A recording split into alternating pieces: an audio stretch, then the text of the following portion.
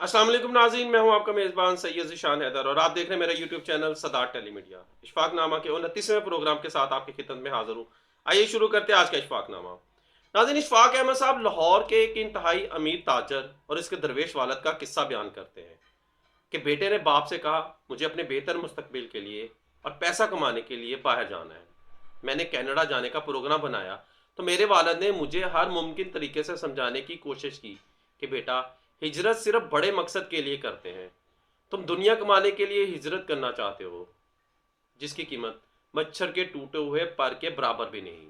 पुत्र, अपनी पहचान छोड़कर मत जाओ। पाकिस्तानी है, हमारी पहचान है। दरख्त भी हमेशा अपने पत्ते तब्दील करता है, लेकिन जड़ें नहीं। मगर मैं नहीं माना। एयरपोर्ट पर मुझे रुखसत करते हुए बाबा बोले, बेटा अब मैं बूढ़ा हो गया हूँ। बुढ़ापा जिस्म की जलावतनी का नाम है। पुत्र, बुढ़ापे की जिंदगी और दीवार पर लिखी हुई लकीरों में कोई फर्क नहीं होता। इनको मिटाने के लिए एक बारिश ही काफी होती है। फिर जब्त का मजबूत हसार तोड़कर कुछ आंसू मेरे बाप की आंखों से बह निकले। मुझे बोले, बेटा, पिछतावा बकिया उम्र जाया कर देता है और फिर आदमी को खुश्क समुंदर की लहरों का शोर उम्र भर सोने नहीं देता। फिर मेरा हाथ पकड़कर बोले, सुनो, तुम ख्वाब हो तुम ख्वाब हो मेरे, सुनो, तुम ख्वाब मत जाना। फिर मुझे गले लगाकर मेरी तरफ देखे बगैर एयरपोर्ट से बाहर निकल गए और फिर मैंने यहाँ कनाडा में दुनिया की दलदल में गुम हो गया। एक गोरी से शादी करने के बाद मुझे यहाँ की नेशनलिटी भी मिल गई। कई साल तक बाबा से राब्ता ना हो सका। साल पहले बाबा का खत आया था, लिखा था, बेटा, अब तुम पाकिस्तान भी आओ तो मुझे देखकर तुम्हें मायूसी होगी। अब तुम मेरे चेहरे को देखकर डर जाओगे, क्योंकि अब इस पर सरसों की पीली रुत उतर चुकी है। खून के थूक से यानी तुम्हें नफरत होगी, मगर अब ये तबीयत के बस में भी नहीं रहा। अब तुम मुझसे टूटकर प्यार नहीं कर सकोगे और यकीनन अपने बीवी बच्चों के पास पलट जाओगे और वापस कनाडा चले जाओगे। बेटा, मुझे तेरी जुदाई ने मार दिया है, वरना मैं अपने मरने तक जीता रहना चाहता हूँ। बेटा, मेरी आंखों का दरिया सूख गया है। अफसोस मेरे पास इतना वक्त भी नहीं था कि दो जुमलों का इसी खत का जवाब दे देता। मैं एक दिन अपने घर में बैठा अपनी बेहिसाब दौलत का हिसाब कर रहा था कि मेरा एक पुराना दोस्त मुझसे मिलने आ गया। वो मुझसे पूछने लगा, पाकिस्तान तुम कब से नहीं गए? मैंने कहा, 11 वर्ष बीत गए, मैं पाकिस्तान नहीं गया, वक्त ही नहीं मिला। पाकिस्तान जाने का सोच रहा हूँ, लेकिन अगले वर्ष जाऊंगा, बाबा से भी मिलना है। तो उसने हैरानी से मेरी तरफ देखा और कहने लगा, तुम पागल हो क्या? तुम्हें कुछ भी मालूम नहीं? क्या तुम अपने बाप के मरने पर भी पाकिस्तान नहीं गए? तुम क्या कह रहे हो, बाबा मर गए? मेरी चीख निकल गई। मगर मुझे किसी ने बताया क्यों नहीं? लेकिन उनकी वसीयत थी, मेरे बेटे को तला मत देना, उसे यहाँ आने में तकलीफ होगी। और मुझे यूं लगा जैसे बाजी पलट गई और मैं अपना वजूद भी हार गया हूँ। बाबा के अल्फाज पिघले हुए शीशे की तरह मेरे कानों में गूंजने लगे। बेटा, मुझे तेरी जुदाई ने मार दिया है, वरना मैं अपने मरने तक जीना चाहता था। बेटा, पछतावा बकिया उम्र जाया कर देता है और फिर आदमी को खुश्क समुद्र की लहरों का शोर उम्र भर भी सोने नहीं देता। मैंने अपनी नेशनलिटी और पासपोर्ट और कुछ जरूरी सामान उठाया और अपने बीवी बच्चों को बताए बगैर एयरपोर्ट चला आया और पहले ही फ्लाइट से लाहौर पहुंच गया। वहां से सीधा कब्रिस्तान पहुंचा। मैंने बाबा की कब्र को बहुत तलाश किया, मगर मुझे वो कब्र नहीं मिली। मैं दौड़कर गोरकन इलमदीन के पास पहुंचा और मैंने उससे पूछा, बाबा की कब्र कहाँ है? तो इलमदीन मेरे साथ चला आया। उसने भी बहुत तलाश किया, मगर उसे भी कब्र ना मिली।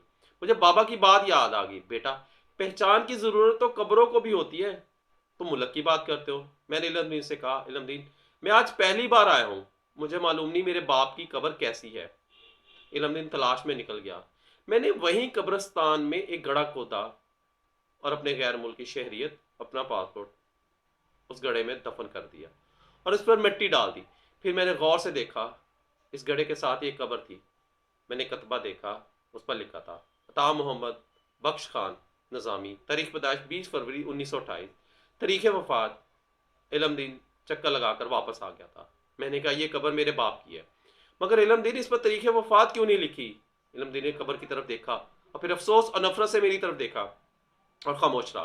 फिर कुछ ही देर बाद बोला, मुझे तारीख तो याद नहीं, गालिबन ये 4 महीने पहले की बात है जब मैंने ये कब्र बनाई थी, मगर इस पर कतबा नहीं था। फिर एक रात जब रात को चक्कर लगाने आया तो इंतहाई खूबसूरत इंसान जिसका चेहरा नूर से चमक रहा था इस कब्र पर कतबा नस्ब कर रहा था। वो कोई इंसान ना था, शायद वो कोई फरिश्ता था। यही सवाल मैंने भी उससे किया, ए अजनबी, इस कतबे पर तारीख वफात क्यों नहीं लिखी? तो वो बोला, ऐसे लोग मरते नहीं, सिर्फ इंतकाल करते हैं। ये लोग अपने प्यारों के इंतजार में जिंदा रहते हैं। अभी साहब मजार के बेटे ने बाहर से आना है, जिस दिन वो आएगा उसी दिन साहब मजार का इंतकाल हो गया। तारीख वफात इसी दिन लिखी जाएगी। और फिर मैं तारीख वफात के आगे लिखा 20 अक्टूबर 1988। फिर मैं सारी रात कब्र पर बैठा रोता रहा, माफी मांगता रहा, मगर मुझे अपने अंदर से सिर्फ एक ही आवाज आती रही, बेटा मुझे तेरी जुदाई ने मार दिया है, वरना मैं अपने मरने तक जीना चाहता था। इशफाक साहब फरमाते हैं कि जुदाई और मौत एक ही चीज के दो नाम है।